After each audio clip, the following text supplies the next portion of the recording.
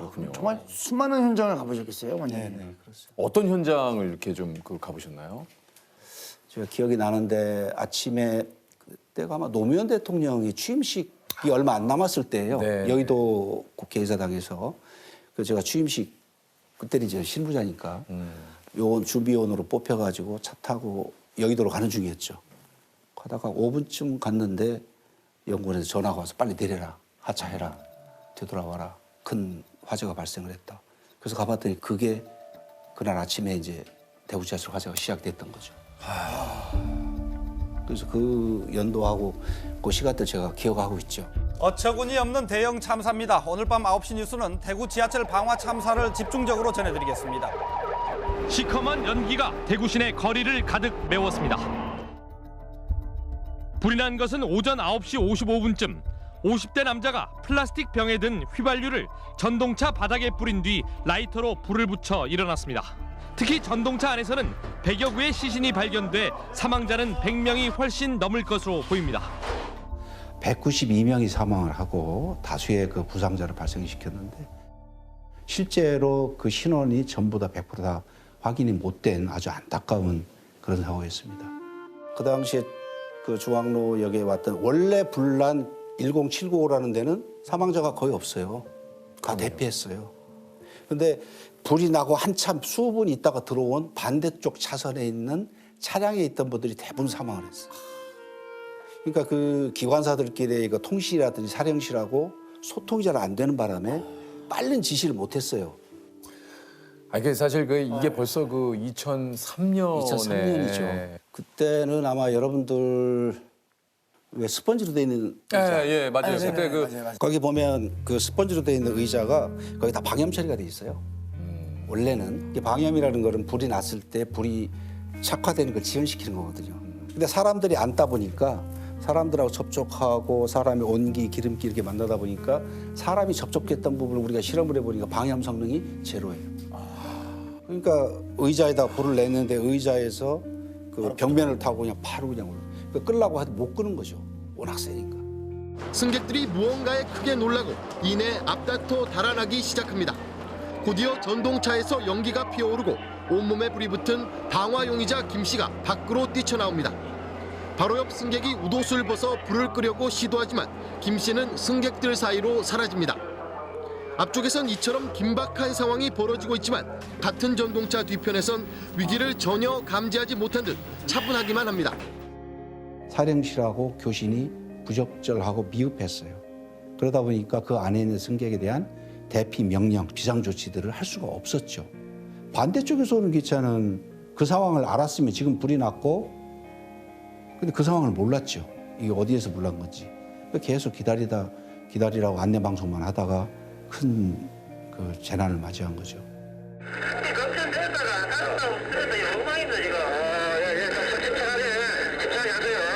그 화재 원인 밝히는 것도 중요했었지만 아무래도 그 유가족들, 국민들이 그 안타까워하는 그 사망자들에 대한 신원을 확인하는 것이 가장 큰 일이었죠. 그 신원 확인하는 팀들이 우리 그 법의학자분들하고 그 유전자 팀들, 이분들은 거의 날 새면서 며칠 동안 다 하셨죠. 그래서 일부 직원들은 그 밤에 야간등 있죠. 그것 때문에 얼굴이 다 타고 그랬어요. 화상도 입고. 야간등 때문에요? 예. 그때 당시에는 그 망자들 성함이라든가 뭐 이런 것들을 거의 뭐 기억이 날 정도로다가 계속 머릿속에 메멘토니까요. 그 정도로다가 이제 많이 쳐다보고 또 맞춰보고 그랬었거든요. 그렇게 많이 그 훼손이 되고 그랬어도 아주 일부분이라도 그 마치 그 나를 찾아주세요라고 하는 것처럼 그게 일부분이라도 다 남아 있었다는 거죠.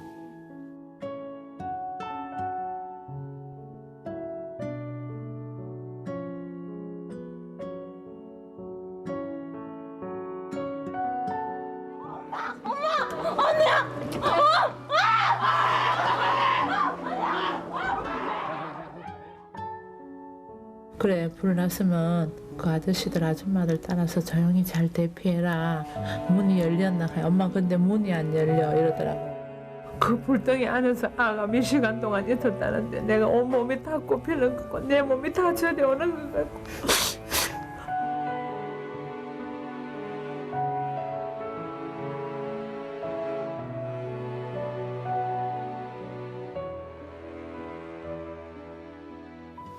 그래서 끝날 때는 뭐 한 번 또 내려갔었거든요, 대구에요. 그때는 딱 내려가면서 그 느껴졌던 게 그 벚꽃이 필 때였었어요.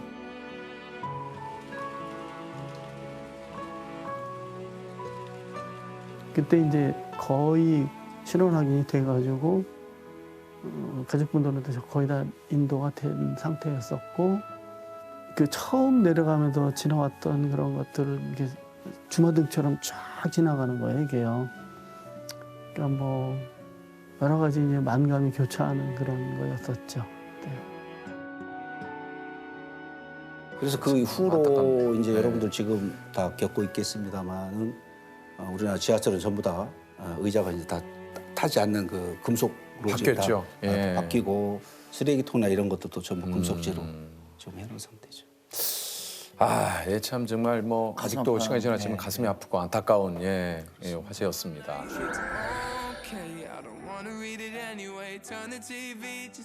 항상 그 이쪽 일을 하면서 얻은 결론인데요. 죽음이라는 거는 내 안에 있지가 않다. 내 뜻대로 되는 게 아니다. 그 죽음의 사연들을 보면 거의가 다 정말 오묘하고 아주 몇 가지가 겹쳐서, 예를 들어서 뭐 그날도 뭐 목욕탕에 안 가기로 했는데 다른 약속이 캔슬되면서 에이 그럼 목욕탕을 갈까 하는 사람도 있을 것이고, 대구 지하철 같은 경우에는 약속 시간을 1시간 늦추는 바람에 그 타쓰는 사람이 있을 것이고, 그래서 이런 것들을 보면 이 죽음이라는 거는 내 밖에 있다. 그런 생각을 많이 하게 되고요. 그래서 어떤 건강한 삶, 내 의지대로 삶을 지속한다는 것, 내가 꿈꿔가는 것을 하나씩 이룬다는 것이 얼마나 행복인가. 그게 이제 어떤 신의 은총 같은 그런 복이죠.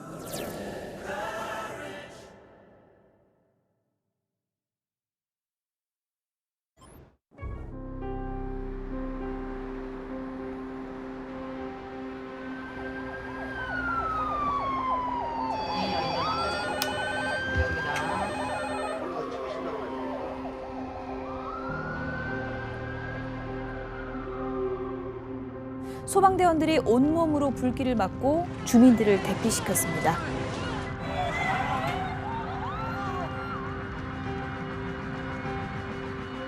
강원도 고성군 야산에서 불이 나 긴급 대피령이 내려졌고 헬기와 소방차를 동원해 진화에 나서고 있지만 바람이 강해서 어려움을 겪고 있습니다.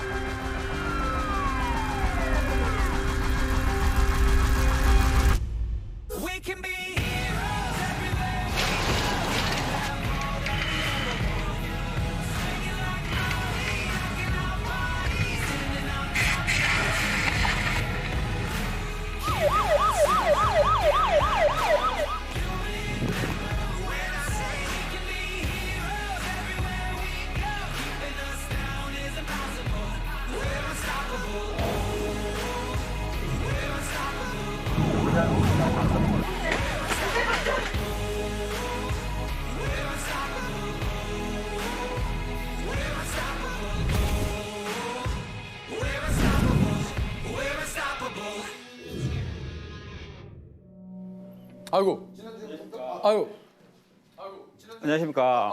예. 안녕하십니까? 안녕하세요. 아유 반갑습니다. 예. 네, 반갑습니다. 예, 반갑습니다. 오늘 모신 분은 2003년 대구 지하철 화재 당시 가장 먼저 현장에 진입한 김명배 소방위원님이십니다. 아유, 안녕하십니까? 안녕하십니까?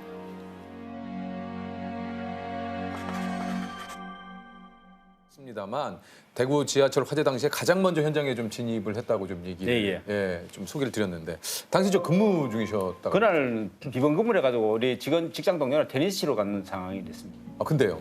비상응서라는 전화를 받고 제 근무처에 가서 개인 장비 챙겨가지고 모인 직원들끼리 삼삼오오를 해가지고 현장으로 도착하죠. 진짜 현장 분위기가 어땠었나요 그 당시에?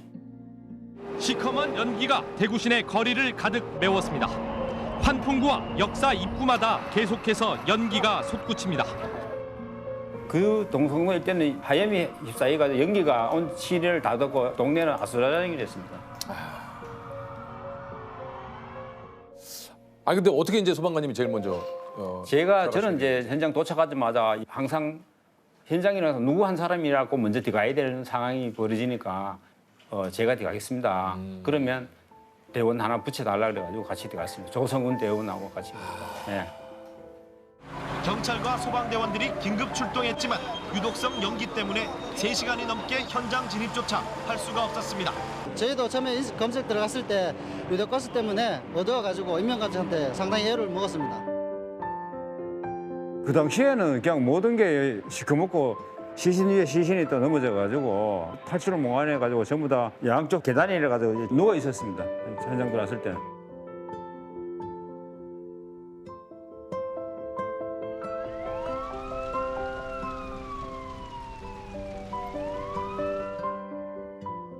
(1080호) 차량에 엔진 부분에 일부 불이 있었고 마지막 열차가 천대 열차 양쪽으로 집중적으로 사람들이 많이 있었어요.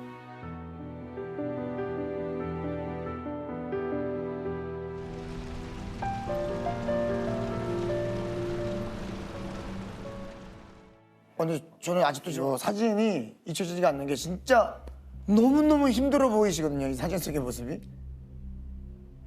그때 당일날 뭐 현장에 한 10여 들락날락 그랬으니까 지하 노래방에 1층만 가도 잘 못 찾는데 이게 지하 3층이니까 말도 뭐. 이게 그러니까 앞도 안 보이고 암흑이죠, 암흑. 예, 암흑. 이게 이제 지난주에 국가수 우리 원장님께서 얘기를 하셨어요. 마주오던 열차에 불이 좀 이렇게 붙어가지고 화재가 굉장히 좀 커졌다고 좀 얘기를 들었거든요. 예, 원래 안심방향 1079호에서 열차에서 불이 났는데 우리 사망 환자 난 건 1085 반대 열차에서 사망 환자가 다 일어났습니다. 192명이. 불이 난 것은 오전 9시 55분쯤 50대 남자가 플라스틱 병에 든 휘발유를 전동차 바닥에 뿌린 뒤 라이터로 불을 붙여 일어났습니다. 승객들이 무언가에 크게 놀라고 이내 앞다퉈 달아나기 시작합니다. 곧이어 전동차에서 연기가 피어오르고 온몸에 불이 붙은 방화용의자 김 씨가 밖으로 뛰쳐나옵니다. 바로 옆 승객이 우도수를 벗어 불을 끄려고 시도하지만 김 씨는 승객들 사이로 사라집니다. 앞쪽에선 이처럼 긴박한 상황이 벌어지고 있지만 같은 전동차 뒤편에선 위기를 전혀 감지하지 못한 듯 차분하기만 합니다. 53분 20초 전동차 밖으로 불길이 치솟고 검은 연기가 중앙로역 승강장을 뒤덮습니다. 53분 30초 전동차가 타면서 나는 연기로 하행선 승강장 앞쪽은 앞을 분간하기 힘든 암흑천지로 변합니다. 전동차가 도착한 지 불과 30여 초 만입니다.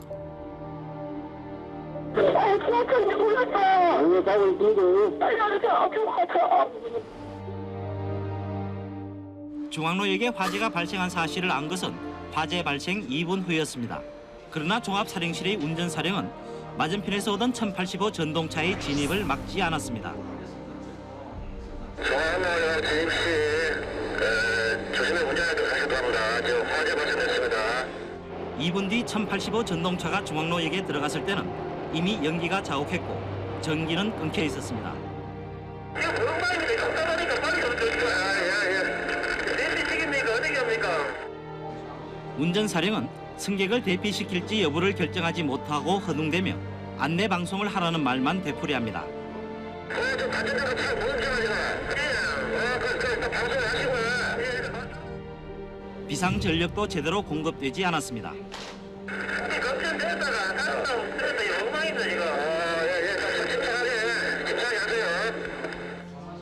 기관사 최모 씨는 발차를 서둘렀지만 움직이지 않자 일부 승객과 함께 탈출했고 1085 열차는 결국 화마에 휩싸이고 말았습니다.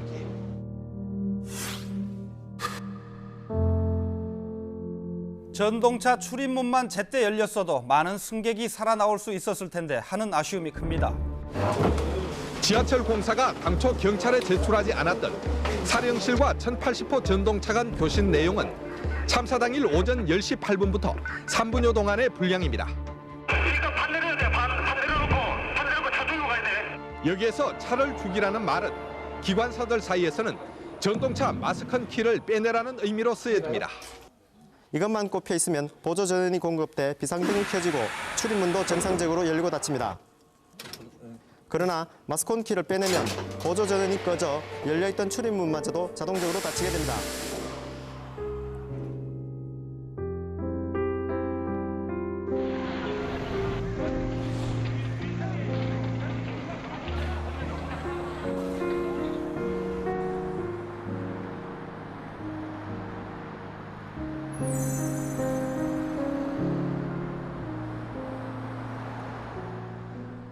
여기 그날 비상 걸려가지고 우리 서부소방서에서 진입한 지하철 1번 출구입니다. 당시는 저기 구상호면 내고 여기 저 집은 약국이라 갔는데 지금은 상호가 바뀌었네요. 약국 앞에 우리 직원들이 모두 앉아가지고 현장 진입하고 난 뒤에 계속 쉬고 모든 차가 대기가 여기서 다 있습니다.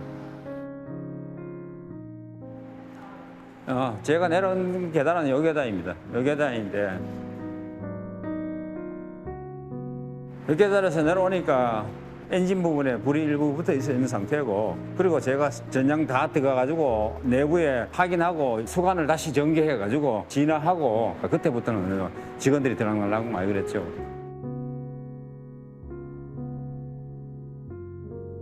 일부 시신들은 누구 살아있을지 모르고 그나마 예관 상태로 괜찮은 사람들은 일부 바깥으로 이제 혹시나 싶어가지고 이송했는 부분도 있는데 아마 그거는 다 사망했는 걸로 알고 있습니다. 참혹하다 놓고는 제가 봐서는 판단도 못 할 정도로 참혹했습니다. 그래서 오늘 또 왔으니까 고인들한테 좋은 데 잘 계시냐고 마음적으로 인사드렸습니다.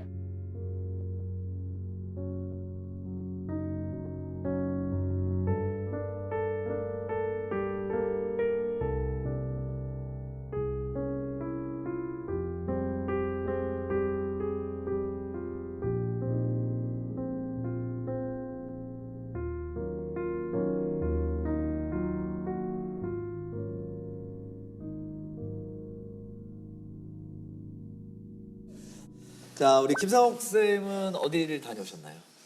그 대구 시민안전센터라는 곳에 갔었는데요.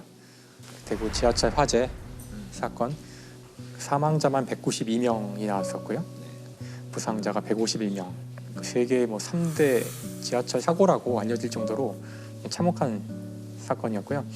그 사건 이후로 소방 안전이라든가 이런 거를 이제 국민들에게 좀 더 홍보하고 교육시키고 하기 위해서 만든 정말로 이렇게 느낄 수 있게 만들어놨어요.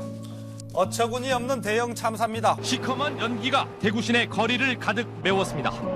역사 입구마다 계속해서 연기가 솟구칩니다. 짙은 연기와 유독물질이 지하철역 일대를 뒤덮은 사고 현장은 아비규환으로 변했습니다. 우리 기성의 시간이 이제 지나갔고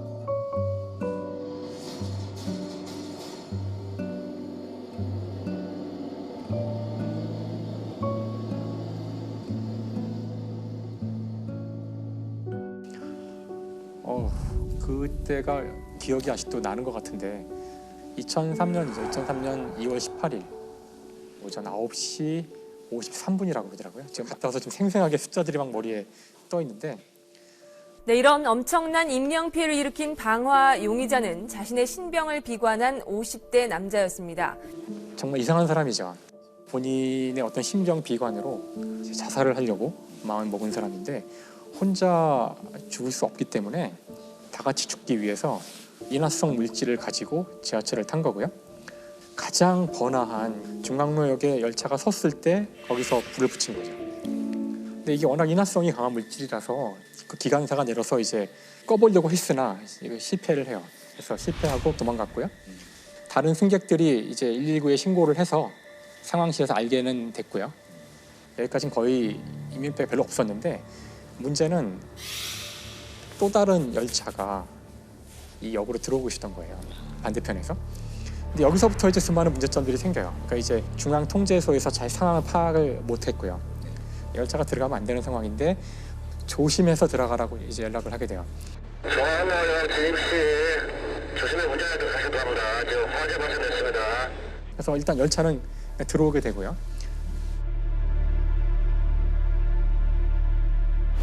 열차가 들어왔는데 그리고 전기가 끊겨요. 빼려고 그러는데 안 빼지고 움직이지 못하게 돼요. 그러니까 아주 혼란스러운 상황인데 계속 이제 방송으로는 그 자리에 있으라고 곧 조치를 취할 테니까 승객들은 자리에 있으라고 우리가 많이 듣던 얘기죠.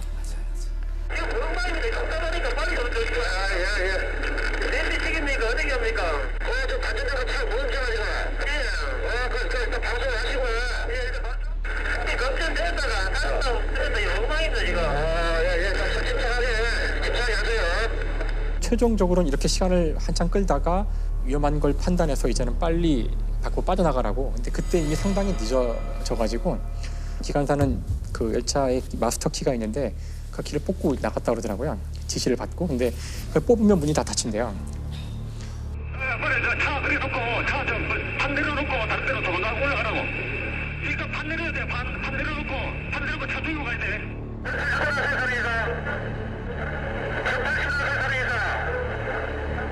당시에 수동으로 지하철 문을 열 수 있다는 사실을 아는 사람이 거의 없었고요. 그래서 근데 대부분의 칸들은 문을 열지도 못했고 전동차 1085의 나머지 객차 세량은 출입문 12개가 모두 닫혀있는 상태였습니다.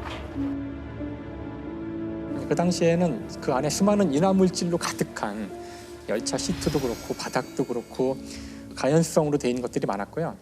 다음에 안내등 같은 거 있잖아요. 보일 수 있게. 네, 보일 수 있게 만들어 놓은 등 같은 게 있고 그것들이 다 위에 있었대요. 그러니까 이게 무슨 뜻이냐면은 화재가 나면은 연기가 막 발생하는데 연기는 다 위로 올라가잖아요. 예. 아, 밑에 있었어야 볼 수 사람들이 있는데. 도망갈 때에도 고개를 들면 이제 바로 유독가스를 흡입해서 다 쓰러지게 되거든요. 그래서 아래로 가야 되는데 아래에 충분히 있지 않았고 그다음에 화재가 났으니까 셔터가 있는데 그것들이 바로바로 닫힌대요. 불이 난 지하 3층에서 빠져나온 승객들이 상가 쪽 통로로도 몰려옵니다. 1080호 전동차가 도착한 뒤엔 시커먼 연기가 통로로 번져옵니다. 그리고 방화벽이 닫히면서 지하철 역사와 상가는 완전히 차단돼 대피 통로가 막혀버립니다. 다치면 죽을 거 아니에요. 그래서 이제 어떻게 됐냐면은 다쳐도 옆에 문이 있어요. 문이 있다는 사실 아셨어요? 저는 지금도 우린 지금 화재가 난 이 사건 뒤에도 잘 모르잖아요. 근데 그 와중에 사람들이 문이 있다는 것도 모르죠. 거기서 수많은 사람들이 죽었대요.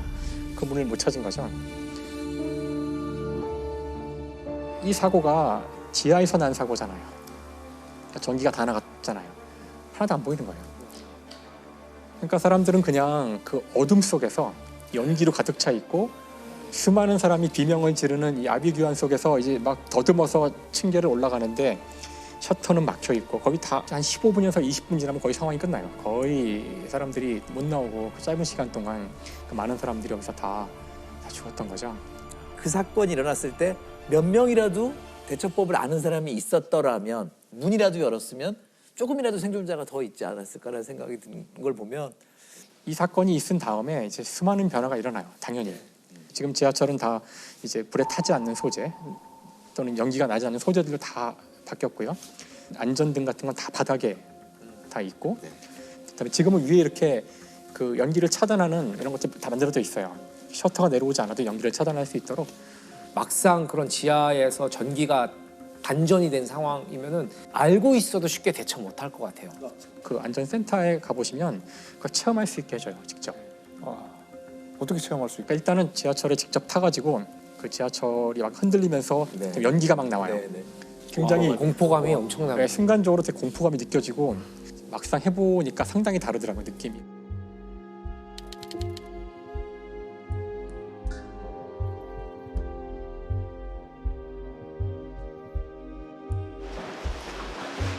여기 체험을. 실제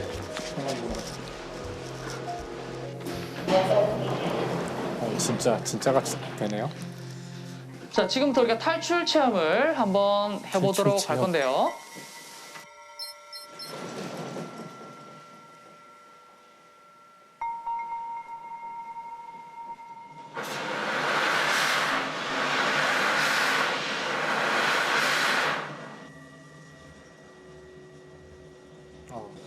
무섭네요, 벌써. 자, 탈출하세요.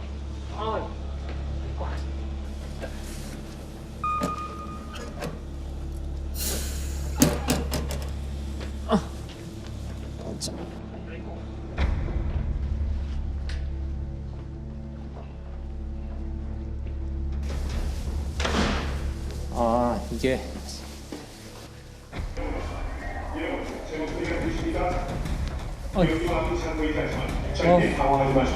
되게 무섭네요. 경민의 유도들과 바닥의 부산과 발전의 방향으로 침착하게 나오시면 거의 다 왔습니다. 정전소에서 제목소가 기능적으로 나오시기 바랍니다. 이쪽입니다. 이쪽입니다. 이쪽.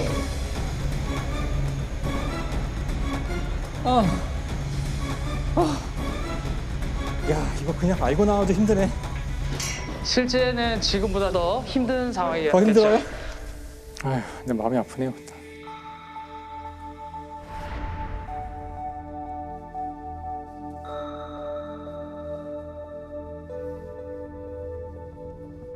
자, 이게 방화 얘기를 해야 될 것 같아요. 누가 왜 불을 질렀나? 그러니까 이제 김대현이라는 사람이죠. 김대한. 그러니까 뇌졸중 증세가 있어가지고 굉장히 이제 비관을 하고 우울증에 빠지고 그래서 자살을 기도 하는데, 그리고서는 정작 본인은 자살을 한 게 아니라 현장을 도망쳤어요. 도망쳐가지고 승객들이 무언가에 크게 놀라고 이내 앞다퉈 달아나기 시작합니다. 곧이어 전동차에서 연기가 피어오르고 온몸에 불이 붙은 방화 용의자 김 씨가 밖으로 뛰쳐나옵니다.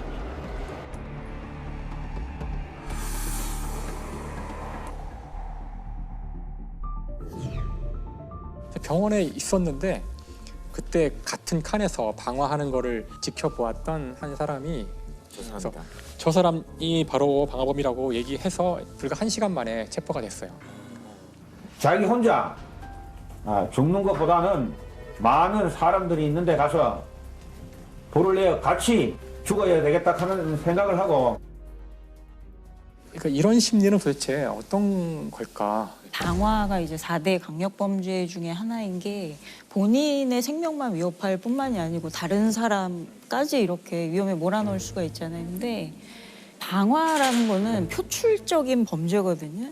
평소에는 사실은 굉장히 억눌려 왔다거나 소심하다거나 그러니까 사회에 불만이 많았지만 그거를 표출해오지 못했던 사람들이 불을 지름으로써 쾌감을 느끼는 그 현장을 보고 있을 확률도 되게. 그래서 그걸 지켜보고 있다는 거예요. 아마 그래서 본인의 생명이 이제 위협받는다고 판단했을 때 그 현장을 떠났을 거라고 생각해요. 저번에 여관에서 신병을 비관한 마포에서 거기서 이제 불을 지르고 자기는 그게 그 순간이니까 또 너무 무서운 거예요.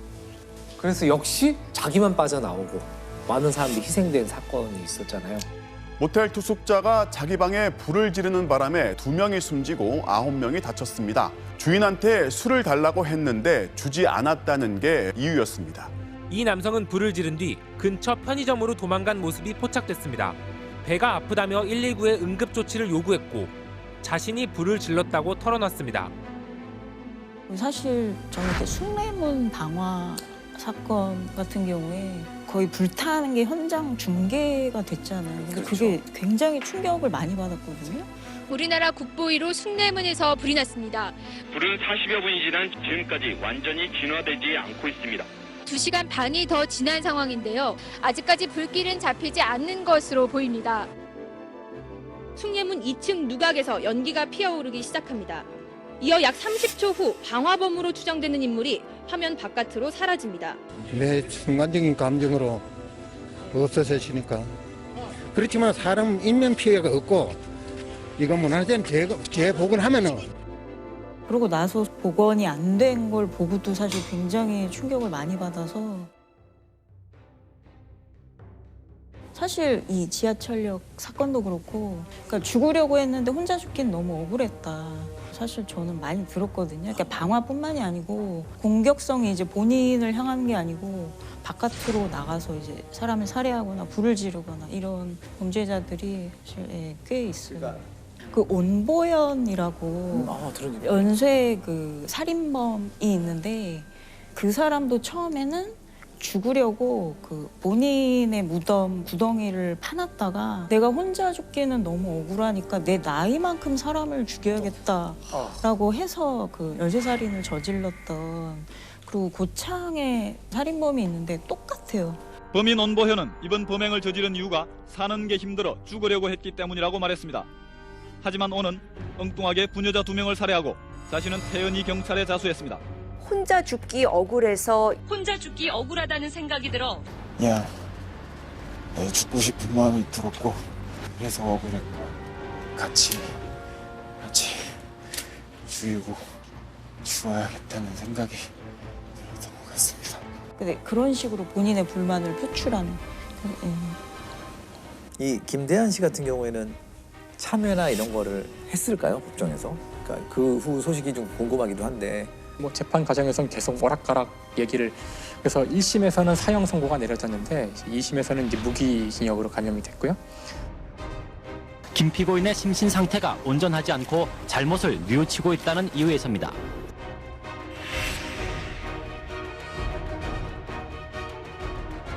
근데 뭐 그 뇌졸중 때문이겠지만 결국은 형기를 다 마치지 못하고 1년 반 뒤에 사망했고요. 기관사 2명과 운전사령 등 3명은 각각 금고 4년이 선고됐습니다. 그러니까 이게 사실 방화 사건이잖아요. 고의로 저지른 건데 그 과정에 많은 오류들과 이런 것들이 합쳐져서 사고의 성격도 이제 같이 띠게 된 거죠. 아무도 예상 못한 결과.